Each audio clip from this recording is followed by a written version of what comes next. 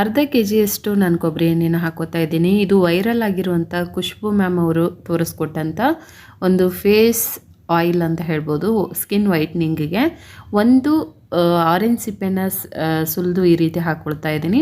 ಒಂದು ಕ್ಯಾರೆಟು, ಒಂದು ಸಣ್ಣ ಗೆಡ್ಡೆಯಷ್ಟು ಬೀಟ್ರೂಟ್ನ ತುರಿದ್ಬಿಟ್ಟು ಹಾಕ್ಕೊಳ್ತಾ ಇದ್ದೀನಿ. ಇದು ಮೂರನ್ನು ಚೆನ್ನಾಗಿ ಕೊಬ್ಬರಿ ಎಣ್ಣೆಯಲ್ಲಿ ಮಿಕ್ಸ್ ಮಾಡಿಬಿಟ್ಟು ಸಣ್ಣ ಉರಿಯಲ್ಲಿ 10 ನಿಮಿಷ ಈ ರೀತಿ ನೊರೆ ಬರೋ ಹಾಗೆ ಇದನ್ನು ಕುದಿಸ್ಕೊಳ್ಬೇಕು.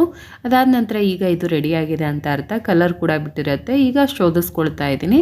ಸೊ ನೀವು ಬಟ್ಟೆಯಲ್ಲಿ ಕೂಡ ಶೋಧಿಸ್ಕೊಳ್ಬೋದು.